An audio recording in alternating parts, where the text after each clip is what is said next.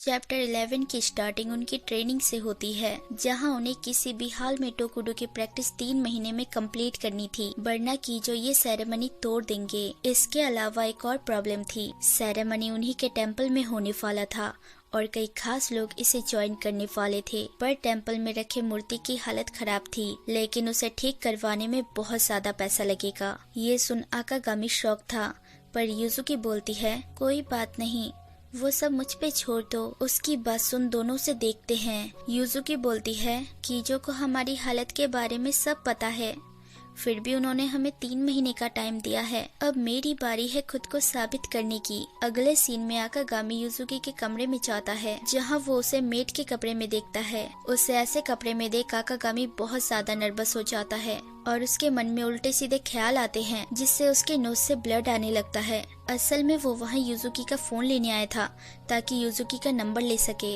लेकिन यूजुकी उसे नहीं देती। यहाँ पता चलता है यूजुकी एक साथ 4-5 जॉब करने का सोच रही है, जिस पे आकागामी उसे ऐसा करने से मना करता है और उनके बीच बहस होती है, जहाँ वो यूजुकी को देख भी नहीं रहा था।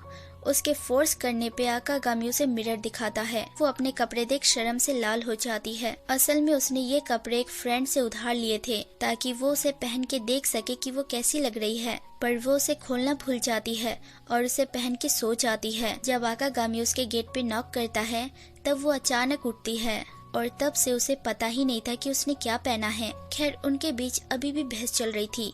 आकागामी बोलता है तुम पहले से ही थकी हुई हो, तुम इतना काम नहीं कर पाओगी, मुझे भी हेल्प करने दो, लेकिन वो नहीं सुनती। लास्ट में एक ही फैसला होता है।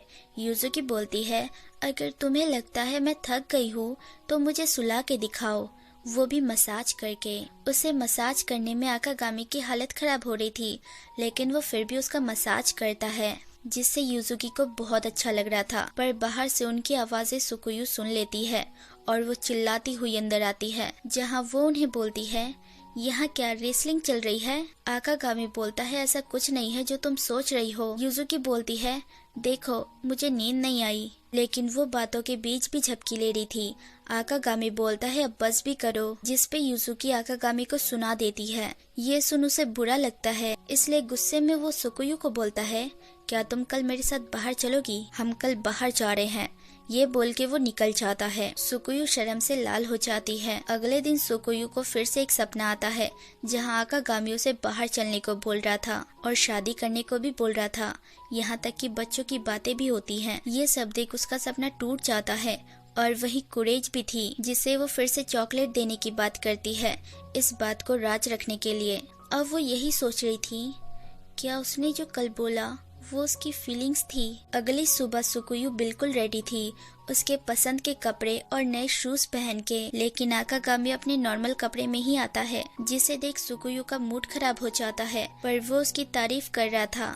खैर, ना चाहते हुए भी सुकुयु उसके साथ जाती है। असल में आकागामी को एक फोन लेना था, इसलिए उसे सुकुयु की हेल्प चाहिए थी। वो दोनों शॉप पे जाते हैं, जहाँ वो लेडी उन दोनों को कपल समझती है, जिस पे सुकुयु बहुत शर्मा जाती है और बाहर आके वो यही सोच रही थी कि वो शॉप वाली हमें गलत समझ रही है। अब वो घर जाने के लिए मुड़ती है, जहां आकागामी उसे उसका फेवरेट जूस देता है, जिसे वो ले लेती है। आधे रास्ते में सुकुयु आकागामी को रोकती है और यही सोचती है मैं गलत थी, शायद आकागामी के अंदर मेरे लिए कोई फीलिंग्स नहीं है, लेकिन फिर भी वो आकागामी को कुछ बोलना चाहती थी। लास्ट में वो यही बोलती है हम अपना नंबर एक्सचेंज करते हैं। वो फोन में सुकुयु का नंबर सेव करके काफी खुश था, क्योंकि वो उसकी पहली फीमेल फ्रेंड थी। सुकुयु बोलती है अच्छा है, घर पे और भी लड़कियां हैं, तुम उनसे भी नंबर ले सकते हो। तब उसे ये आइडिया अच्छा लगता है। खैर, यहाँ आकागामी बोलता है मैंने ये फोन खुफिया बातचीत करने के लिए लिया है। सुकुयु ठरकी थी, उसके माइंड में फिर से ख्याल आने लगते हैं। आकागामी रात को अकेले में उसे मैसेज करके बुलाएगा, तभी वो अपने ख्याल को कंट्रोल करती है। अब वो लेटी थी, जहाँ उस पे आकागामी का मैसेज आता है और वो बोलता है तुम्हारा शुक्रिया, तुमने आज मेरी बहुत हेल्प की, उम्मीद है आगे भी तुम मेरी ऐसे ही हेल्प करोगी। इतने लंबे मैसेज को जोड़ के सुकुयु एक ही वर्ड निकालती है मैं तुमसे प्यार करता हूँ। वो फिर से अपने ख्याल को कंट्रोल करती हुई चिल्लाती है so hey everyone, thanks for watching. अगर मेरी वीडियोस जरा सी भी अच्छी लगे तो लाइक शेयर सब्सक्राइब कर देना और बेल आइकन जरूर दबा देना, ताकि आप तक नोटिफिकेशन आती रहे। Take care, bye.